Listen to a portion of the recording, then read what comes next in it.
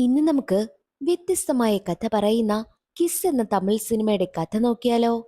കഥയുടെ ചുരുക്കം എന്തെന്നാൽ, നായകനായ നെൽസന് ഒരു പഴയ പുസ്തകം കിട്ടുകയാണ്. ആ പുസ്തകത്തിന് ഏകദേശം 100 വർഷമെങ്കിലും പഴക്കം കാണും. പുസ്തകം കയ്യിൽ വന്നതോടുകൂടി നെൽസന് സൂപ്പർ പവർ കൂടി കിട്ടുന്നു. പ്രണയ ജോഡികൾ ആരെങ്കിലും ലിപ് കിസ് ചെയ്യുന്നത് കണ്ടാൽ നെൽസൺ അവരുടെ ഫ്യൂച്ചർ കാണുവാനാകുമത്രേ. അതിലൂടെ നെൽസൺ ഒരുപാട് ജോഡികളെ പിരിച്ചു. ഇത്രയും സൂപ്പർ പവറുള്ള നെൽസന് ആരെയെങ്കിലും ലിപ് കിസ് ചെയ്താൽ എന്ത് സംഭവിക്കുമെന്നതാണ് ഫുൾ സ്റ്റോറി. സിനിമയുടെ കഥയിലേക്ക് കടക്കുന്നതിന് മുൻപ് വീഡിയോ കാണുന്ന കൂട്ടുകാർ കമന്റ് സെക്ഷൻ ഒന്ന് സ്വൈപ്പ് ചെയ്യുന്ന സമയത്ത് അതിലൊരു ഹൈപ്പ് എന്നൊരു ഓപ്ഷൻ കാണും. അത് ക്ലിക്ക് ചെയ്ത് സപ്പോർട്ട് ചെയ്യാൻ മറക്കരുതേ. നൂറ്റാണ്ടുകൾക്ക് മുൻപ് നടന്ന കഥ കാണിച്ചുകൊണ്ടാണ് സിനിമ ആരംഭിക്കുന്നതും. അന്നൊരു രാജാവുണ്ടായിരുന്നു. രാജാവിന് പ്രണയവും പ്രണയിക്കുന്നവരെയും ഇഷ്ടമേ അല്ല. അങ്ങനെ ആരെങ്കിലും കണ്ടു കഴിഞ്ഞാൽ അവരെ കൊന്നുകളയാറാണ് പതിവ്. രാജാവ് ഒരു 10 വയസ്സ് മുതലുള്ള ആൺകുട്ടികളെ തന്റെ സൈന്യമാക്കും. ലോകത്തെ തന്റെ കാൽക്കീഴിലാക്കണമെന്നാണ് രാജാവിന്റെ ആഗ്രഹവും. എന്നാൽ രാജാവിന്റെ തീരുമാനങ്ങൾ മറികടന്ന് ചേതൻ എന്ന പയ്യൻ അല്ലി എന്ന പെണ്ണിനെ പ്രണയിച്ചു. അവളുമായിട്ടുള്ള ഓരോ പ്രണയ നിമിഷവും ഒരു പുസ്തകത്തിൽ അവൻ കുറിച്ചു വെച്ചു.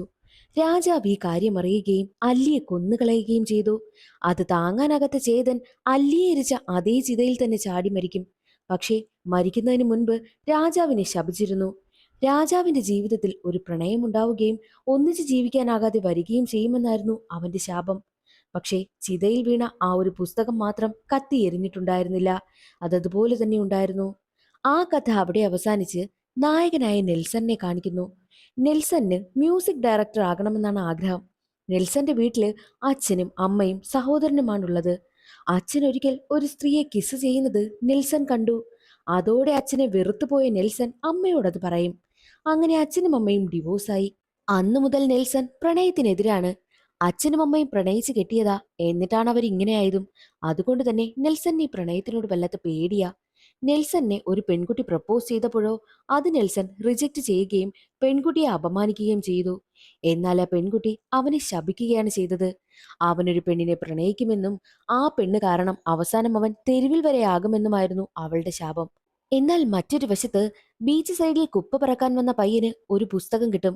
ആ പുസ്തകം മറ്റൊന്നുമല്ല, സിനിമയുടെ തുടക്കത്തിൽ ചേതൻ എഴുതിയ അതേ പുസ്തകമില്ലേ, അത് തന്നെയാണ്. പുസ്തകം എടുത്തു നോക്കിയ പയ്യനാണെങ്കിൽ അത് വിറ്റ് കാശാക്കാമെന്ന് കരുതി തന്റെ സഞ്ചിയിൽ ഇട്ടുകൊണ്ടു പോകും. എന്നാൽ അവനെ സെക്യൂരിറ്റി ഓടിക്കുന്നത് കൊണ്ട് തന്നെ അവന്റെ കയ്യിൽ നിന്നും ആ പുസ്തകം നഷ്ടമായി. പക്ഷേ അത് കിട്ടിയതോ നമ്മുടെ കഥാനായികയെ സാറയ്ക്കും. പുസ്തകം എടുത്തവൾ നോക്കും. അതിൽ നെൽസൺ എന്നാണ് എഴുതിയിരുന്നത്. അതേ സമയമായിരുന്നു അതേ ബീച്ചിൽ നമ്മുടെ നെൽസണും ഉണ്ടായിരുന്നു. അവന്റെ കൂട്ടുകാരനായ സാമും കൂടെയുണ്ട്. സാം ആണെങ്കിൽ നെൽസന്റെ പേര് വിളിക്കുന്നത് സാറ കേൾക്കും. അപ്പോൾ ഈ പുസ്തകം നെൽസന്റെ ആകുമെന്ന് കരുതി ഉടനെ തന്നെ സാറ പുസ്തകമെടുത്ത് നെൽസനെ ഏൽപ്പിക്കുന്നു. അവനാണെങ്കിൽ എന്താണെന്ന് മനസ്സിലാകുന്നതേയില്ല. അവൻ ആ പുസ്തകം തിരിച്ചും മറിച്ചും നോക്കും. തന്റേതല്ല എന്ന് പറഞ്ഞ് സാറയെ ഏൽപ്പിക്കുവാനായി വരുന്ന സമയം തന്നെ സാറ അവിടെ നിന്ന് പോയിരുന്നു. ഇത്രയും സുന്ദരിയായിട്ടുള്ള പെൺകുട്ടി അവനൊരു പുസ്തകം കൊടുത്തതല്ലേ, അത് കയ്യിൽ കരുതാമെന്നും നെൽസൺ കരുതി. അതും അവന്റെ പേരെഴുതിയ പുസ്തകമാണല്ലോ അത്. അതുമായിട്ട് നെൽസൺ തന്റെ ഫ്ളാറ്റിലേക്ക് വരികയായിരുന്നു. വരുന്ന വഴിയിൽ വെച്ച് നെൽസൺ ഒരു കാഴ്ച കാണും. എന്തെന്നാൽ ലിഫ്റ്റ് ഓപ്പൺ ചെയ്യുന്ന സമയത്ത് നെൽസന്റെ സഹോദരനും സഹോദരന്റെ കാമുകിയും ലിപ് കിസ് ചെയ്യുന്നത്. അത് കണ്ടതും നെൽസൺ ഷേ എന്നാക്കി കണ്ണ് പൊത്തുന്നതും ഇനി ഭാവിയിൽ നടക്കാൻ പോകുന്ന കാര്യമെല്ലാം നെൽസന് കാണുവാനായും കഴിഞ്ഞു. അതെന്തെന്നാൽ നെൽസന്റെ സഹോദരനും സഹോദരന്റെ ഗേൾഫ്രണ്ടും കൂടി ഒരു പാർക്കിൽ പോകുമ്പോൾ അവിടെ വെച്ച് കുറച്ചു പേരുമായിട്ട് എന്തൊക്കെയോ പ്രശ്നമുണ്ടാകുന്നു. അവരുടെ അടികൊണ്ട് നെൽസന്റെ സഹോദരൻ മരണപ്പെട്ടു പോകുന്നതായിട്ടാണ് നെൽസന് കാണാൻ കഴിഞ്ഞതും. ഛേ, ഇതെന്താ താൻ ഇങ്ങനെയൊക്കെ കാണുന്നത് എന്നൊക്കെ നെൽസൺ ചിന്തിക്കുന്നു. ഫ്ളാറ്റിലേക്ക് എത്തുമ്പോഴും നെൽസന്റെ ചിന്ത അതായിരുന്നു. നെൽസന്റെ അമ്മയാണെങ്കിൽ ഇപ്പോൾ സൂപ്പർ മാർക്കറ്റ് നടത്തുകയാണ്. അവരുടെ ഫാമിലിയെല്ലാം അത് നോക്കിയാണ് ജീവിക്കുന്നത് പോലും. അടുത്ത ദിവസം ആയപ്പോഴേക്കും നെൽസന്റെ അമ്മ അവന്റെ സഹോദരൻ പാർക്കിലേക്ക് പോയ കാര്യം പറഞ്ഞു. അത് കേട്ടതും നെൽസൺ ഞെട്ടിപ്പോകും. കാരണം തലേ ദിവസം നെൽസൺ ആണെങ്കിൽ ഒരു കാഴ്ചയുണ്ടായല്ലോ. അതിൽ നെൽസന്റെ സഹോദരൻ ഏത് പാർക്കിലേക്കാണോ പോകുന്നത് അതേ പാർക്കിലേക്ക് തന്നെയാണ് അവൻ പോയിരിക്കുന്നതെന്നാണ് അമ്മ പറഞ്ഞതും. അവൻ എന്താണോ കണ്ടത് അതുപോലെ തന്നെ നടക്കുന്നു.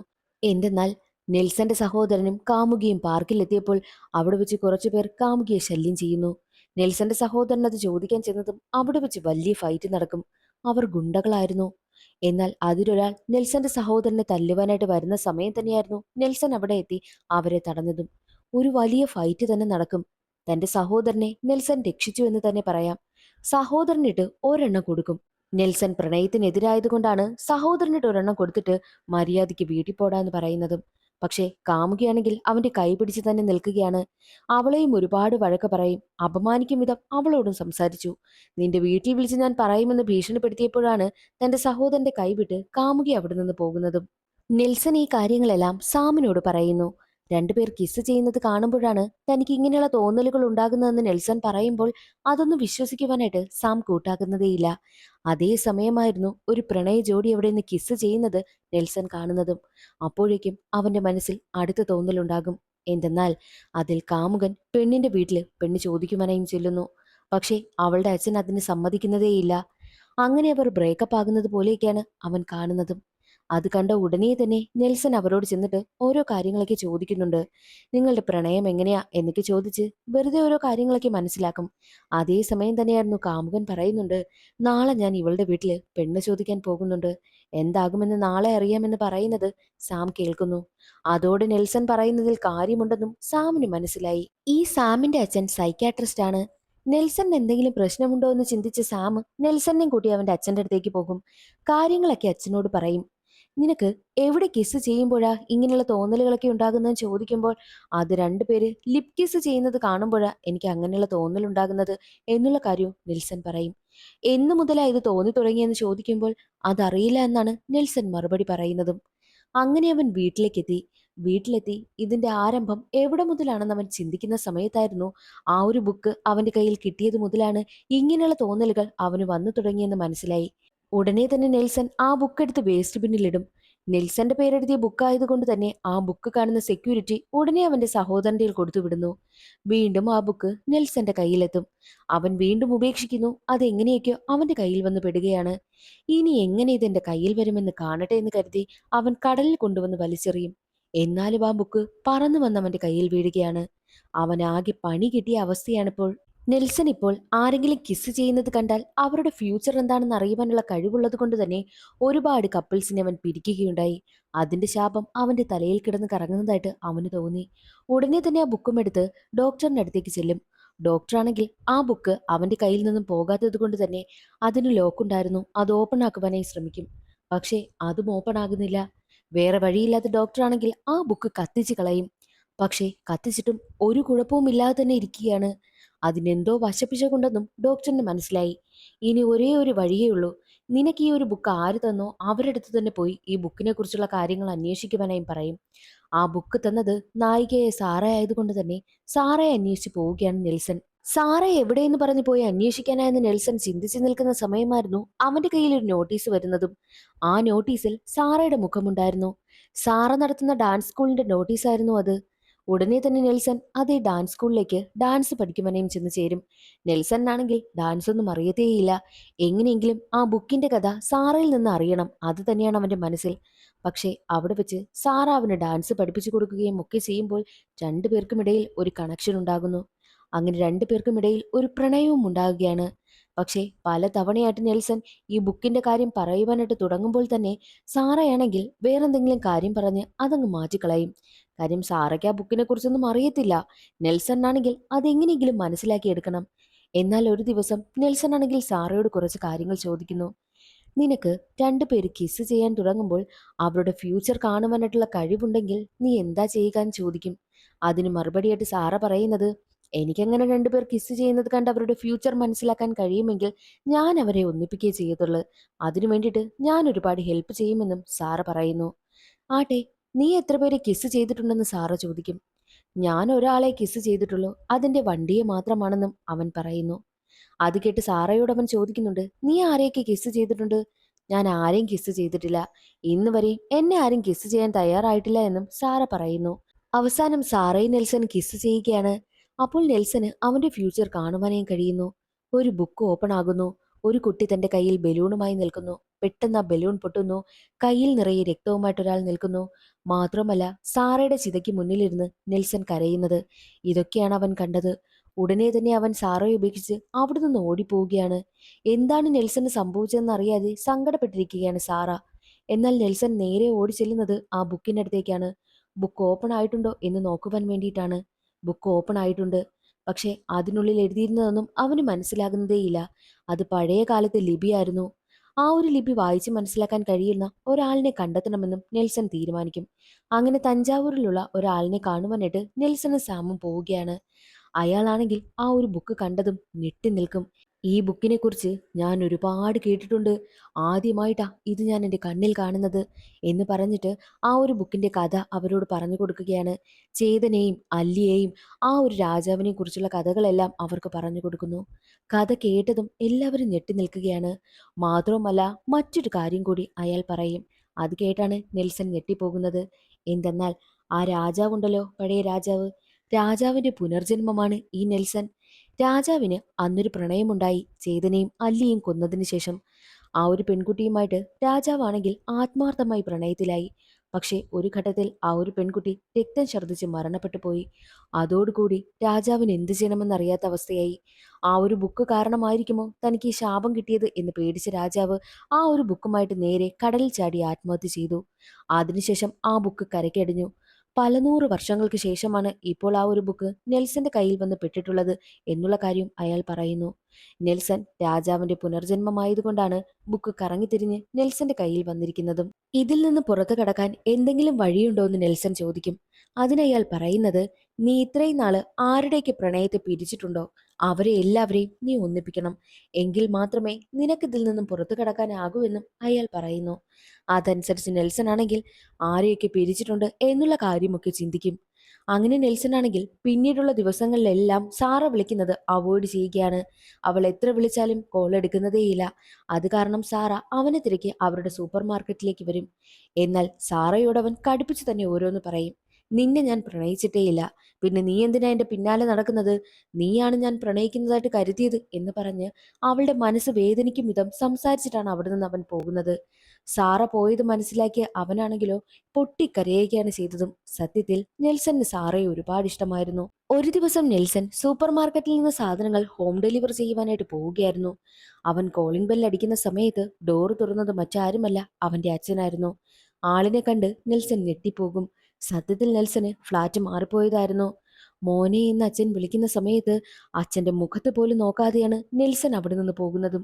കാരണം അത്രയ്ക്കും ദേഷ്യമുണ്ടായിരുന്നു അവൻ അച്ഛനോട്. തിരികെ വരുന്ന സമയം ഒരു പെട്രോൾ പമ്പിൽ അവൻ കയറും.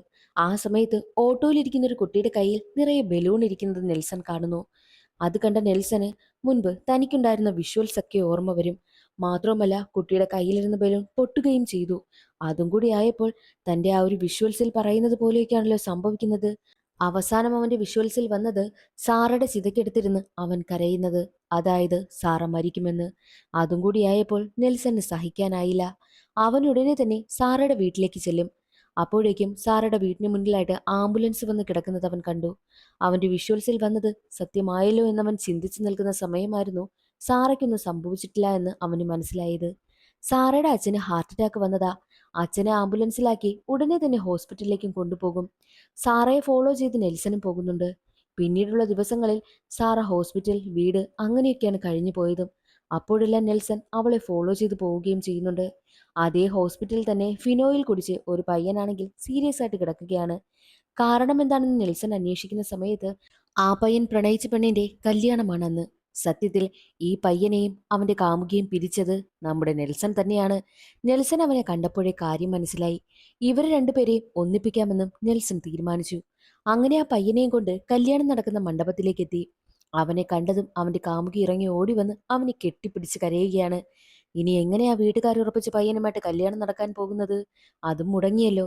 അതുകൊണ്ട് തന്നെ ഈ പയ്യനെയും ആ പെൺകുട്ടിയെയും അവരുടെ വീട്ടുകാരങ്ങ് കെട്ടിക്കും. അതോടുകൂടി നെൽസൺ ഒരുപാട് സന്തോഷമായി. അവൻ അങ്ങനെ ഒരു ചെയ്ത പാപം തിരുത്തിയിരിക്കുകയാണ്. മറ്റൊരു വശത്ത് നെൽസന്റെ അച്ഛന്റെ സെക്കൻഡ് വൈഫ് അവന്റെ അമ്മയെ കാണുവാനായും എത്തുകയാണ്. സെക്കൻഡ് വൈഫ് എന്ന് പറഞ്ഞാൽ അച്ഛൻ ആദ്യം ഒരു സ്ത്രീയുമായിട്ട് കിസ് ചെയ്തില്ലേ, അവർ തന്നെയാണ്. എന്തൊക്കെയോ കാര്യങ്ങൾ അവന്റെ അമ്മയുമായിട്ട് സംസാരിക്കുന്നുണ്ട്. പക്ഷെ എന്താണെന്ന് നമ്മളെ കാണിക്കുന്നേയില്ല. എന്നാൽ മറ്റൊരു വശത്ത് നെൽസൺ സാറയെ ഫോളോ ചെയ്ത് നടക്കുന്നത് ഒരു ഘട്ടത്തിൽ സാറ കണ്ടുപിടിക്കും. നീ എന്തിനാ എന്നെ ഫോളോ ചെയ്ത് വരുന്നത്? ഞാൻ നിന്റെ പിന്നാലെ എത്ര അലഞ്ഞു, എന്നിട്ട് നീ എന്നെ മൈൻഡ് ചെയ്തോ? ഇനി മേലാൽ നീ എന്റെ പിന്നാലെ വരരുത്. ഞാൻ എല്ലാം ഉപേക്ഷിച്ച്, ഈ നാടേ ഉപേക്ഷിച്ച് ഞാൻ പോവുകയാണെന്നും സാറ പറയും. അവളൊരു കോമ്പറ്റീഷന് വേണ്ടിയിട്ട് വിദേശത്തേക്ക് പോവുകയാണ്. നെൽസൺ ആണെങ്കിൽ എന്ത് പറയണമെന്നറിയാത്ത അവസ്ഥ. അതേസമയം തന്നെ രണ്ട് പട്ടിക്കുട്ടികൾ കിസ് ചെയ്യുന്നത് നെൽസൺ കാണുന്നു. അപ്പോൾ നെൽസന് ഒരു വിഷ്വൽ വരികയാണ്. എന്തെന്നാൽ അതിലൊരു പട്ടിക്കുട്ടി വണ്ടിക്കടിയിൽപ്പെട്ട് മരണപ്പെട്ടു പോകുന്നത്. എങ്ങനെയെങ്കിലും അതിനെ രക്ഷിക്കണമെന്നും നെൽസൺ തീരുമാനിക്കും. ഒടുവിൽ ആ പട്ടിക്കുട്ടി ചെന്ന് വണ്ടിക്കിടയിലാകുന്ന സമയത്ത് അതിനെ എങ്ങനെയൊക്കെയോ നെൽസൺ രക്ഷിച്ചു മാറ്റും. എന്നാൽ അത് ചെന്ന് വേറൊരു വണ്ടിക്കിടയിൽപ്പെട്ട് അതിന് രക്തം വാർന്ന് മരിക്കുവാനായി കിടക്കുകയാണ്. അത് കണ്ടത് നെൽസൺ പേടിച്ചു പോകുന്നു. ഉടനെ തന്നെ അതിനെ എങ്ങനെയെങ്കിലും രക്ഷിക്കണമെന്ന് തീരുമാനിച്ച നെൽസൺ അതിനെയും എടുത്ത് ഹോസ്പിറ്റലിലേക്ക് പോകും. ഒരു ഘട്ടത്തിൽ എങ്ങനെയൊക്കെയോ ആ ഒരു പട്ടിക്കുട്ടിയുടെ ജീവൻ രക്ഷിക്കുകയാണ്. അതിന്റെ ഇണയായിട്ടുള്ള പട്ടിക്കുട്ടി വന്ന് നെൽസന് നന്ദി പറയും വിധം അവനെ നോക്കുന്നു. അത് കാണുന്ന നെൽസൺ ഒരുപാട് സന്തോഷമായി.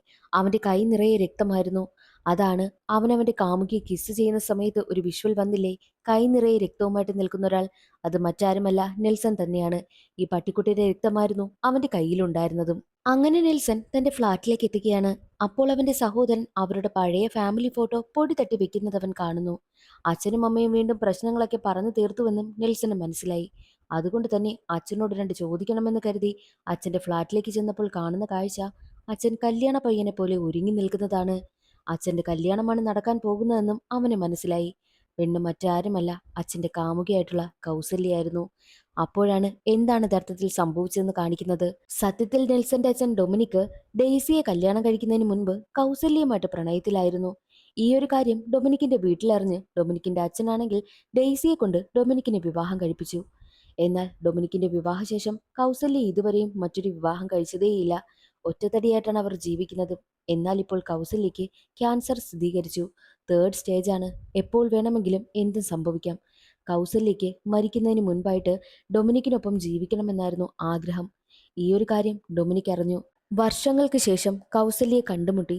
അപ്പോൾ അവളുടെ കാര്യങ്ങളെല്ലാം അറിഞ്ഞ ഡൊമിനിക് സങ്കടത്തോടു കൂടി കൗസല്യയുടെ തോളിൽ ചാരിക്കിടക്കുന്നതാണ് നെൽസൺ കണ്ടുകൊണ്ടുവന്നതും. അതാണ് വലിയ പ്രശ്നമായതും ഡൊമിനിക്കും ഡെയ്സിയും തമ്മിൽ ഡിവോഴ്സ് ആയതും. കൗസല്യയുടെ ആവശ്യം എന്താണെന്ന് അറിയാവുന്നത് കൊണ്ട് മനഃപൂർവ്വമാണ് ഡൊമിനിക് ഡെയ്സിയെ ഡിവോഴ്സ് ചെയ്തതും. ഇപ്പോൾ ആ കാര്യങ്ങളെല്ലാം കൗസല്യ വന്ന് ഡെയ്സിയോട് പറഞ്ഞിരുന്നു. കൗസല്യയുടെ അവസ്ഥ മനസ്സിലാക്കിയ ഡെയ്സി അവർ രണ്ടുപേരെയും വിവാഹം കഴിപ്പിക്കുവാനായും തീരുമാനിച്ചു. അതാണിപ്പോൾ നടക്കുന്നതും. നെൽസനാണെങ്കിൽ അതെല്ലാം കേട്ട് വല്ലാത്ത സങ്കടമാകും. അച്ഛന്റെ ആ ഒരു അവസ്ഥയും ഒക്കെ അറിഞ്ഞ് അവൻ അച്ഛനെ കെട്ടിപ്പിടിച്ച് കരയുകയാണ്. അങ്ങനെ അച്ഛന്റെയും അച്ഛന്റെ കാമുകിയുടെയും വിവാഹം അവർ നടത്തി കൊടുക്കുന്നു. അങ്ങനെ നെൽസൺ ഒരു പ്രണയ ജോഡിയെ കൂടി ഒന്നിപ്പിച്ചിരിക്കുകയാണ്. പിന്നീട് അവൻ ചിന്തിക്കുന്നത്, അവസാനമായിട്ട് അവന് വന്ന വിഷ്വൽ അവന്റെ കാമുകിയായിട്ടുള്ള സാറയ്ക്ക് മരണം സംഭവിക്കുന്നതായിട്ട്, അവളുടെ ചിതയിലിരുന്നവൻ കരയുന്നതായിട്ട്. സാറയ്ക്ക് എന്തെങ്കിലും സംഭവിച്ചിട്ടുണ്ടോ എന്നറിയുവാൻ വേണ്ടിയിട്ട് അവൻ നേരെ സാറയുടെ അടുത്തേക്ക് പോകും. അവളുള്ളത് ഒരു ഡാൻസ് കോമ്പറ്റീഷൻ നടക്കുന്ന സ്ഥലത്തായിരുന്നു. അപ്പോഴാണ് അവൻ വിഷ്വലിൽ കണ്ട അതേ കാര്യം നടക്കാൻ പോകുന്നതായിട്ട് അവന് മനസ്സിലായത്. എന്തെന്നാൽ ആ ഒരു കോമ്പറ്റീഷൻ നടക്കുന്ന സ്ഥലം തീ പിടിച്ചിരുന്നു. എല്ലാവരും ഒരുവിധം അവിടെ നിന്ന് രക്ഷപ്പെട്ടു. എന്നാൽ സാറ മാത്രം രക്ഷപ്പെട്ടില്ല. സാറ അതിനുള്ളിൽ കുടുങ്ങിപ്പോയിരിക്കുകയാണ്. നെൽസൺ ചെന്ന് നോക്കുമ്പോൾ കാണുന്ന കാഴ്ച കാലിലൂടെ തടിയേക്ക് വീണ് എഴുന്നേൽക്കാൻ പറ്റാത്ത അവസ്ഥയിൽ കിടക്കുന്ന സാറയാണ്. നീ എന്തിനാ ഇവിടേക്ക് വന്നത്? നീ പൊയ്ക്കോ. ഞാൻ മരണപ്പെട്ടു പോണെങ്കിൽ പോട്ടെ, നിനക്കൊന്നും സംഭവിക്കരുത് എന്ന് സാറ പറയുന്നുണ്ട്. അതെന്താ നീ അങ്ങനെ പറയുന്നത്? എന്ത് സംഭവിച്ചാലും നമ്മൾക്ക് ഒരുമിച്ച് സംഭവിക്കട്ടെ എന്ന് പറഞ്ഞ് സാറയ്ക്കടുത്ത് ചെന്നിരിക്കുകയാണ് നെൽസൺ. അപ്പോഴേക്കും അവിടേക്ക് വലുതായിട്ട് തീ പടർന്നിരുന്നു. എന്നാൽ ഒട്ടും പ്രതീക്ഷിക്കാതെ തന്നെ മഴ പെയ്യുകയും ആ തീ മുഴുവൻ അണയുകയും ചെയ്തു. അതോടുകൂടി രണ്ടുപേരും രക്ഷപ്പെടുകയാണ്. അങ്ങനെ നെൽസൺ സാറയും കൂട്ടി അവന്റെ അച്ഛന്റെയും കാമുകിയുടെയും കല്യാണം നടക്കുന്ന സ്ഥലത്തേക്ക് വരും. അവിടെ ഇതുവരെയായിട്ടും അവൻ ഒന്നിപ്പിച്ച എല്ലാ പ്രണയ ജോഡികളും ഉണ്ടായിരുന്നു. ആ നായ്ക്കുട്ടികളുമുണ്ട്. അങ്ങനെ മംഗളകരമായിട്ട് ആ ചടങ്ങും കഴിയുകയാണ്. അതിനുശേഷം നെൽസൺ ആണെങ്കിൽ ആ ഒരു പുസ്തകം കൊണ്ടുവന്ന് കടലിലേക്ക് വലിച്ചെറിയും. പക്ഷേ ഇത്തവണ ആ പുസ്തകം അവനടുത്തേക്ക് തിരികെ വന്നില്ല. സിനിമയുടെ കഥ അവിടെ അവസാനിക്കുകയാണ്. ഇന്നത്തെ ഈ ഒരു വീഡിയോ എല്ലാവർക്കും ഇഷ്ടമായെന്ന് കരുതുന്നു. ഇഷ്ടമായാൽ ഒന്ന് ലൈക്ക് ചെയ്ത് സപ്പോർട്ട് ചെയ്യാനും ചാനൽ ഇഷ്ടമായാൽ സബ്സ്ക്രൈബ് ചെയ്യാനും മറക്കരുതേ. അടുത്തൊരു സിനിമയുടെ കഥയിൽ കാണാം. അതുവരെ എല്ലാവർക്കും ബൈ.